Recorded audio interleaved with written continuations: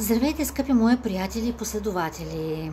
Аз съм Людмила Людмилова, родов терапевт, констелатор, психолог и на връх Велик ден реших да открия темата за родителството и по-скоро за децата, които са осиновени, за децата, които не знаят кой е биологичният им баща или майка. Разбира се, това се случва много по-рядко, отколкото баща.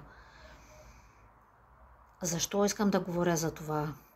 Защото постоянно се натъквам на такива хора и на такива деца, които не знаят кои са техните биологични родители, които не знаят кой е техния баща и не може да си представите как се чувстват те. Много често осиновителите решават да не говорят за това, или пък майката не иска да разкрие кой е биологичният баща на детето. Просто не може да се представите какво се случва с тези хора и с тези деца. И ако сте такъв родител или такъв осиновител и продължавате да държите тази тайна, много ви моля, разкрийте я пред детето си. Не може да си представите какво ще направите за него.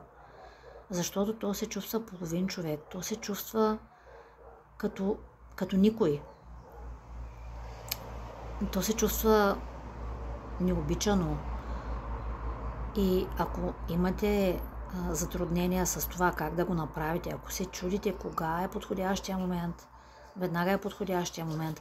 Ако не можете да го направите сами, пишете ми, обадете ми се. Аз мога да ви помогна, защото имам много голям опит. И така започвам да говоря по тази тема. Това беше началото. Светли празници!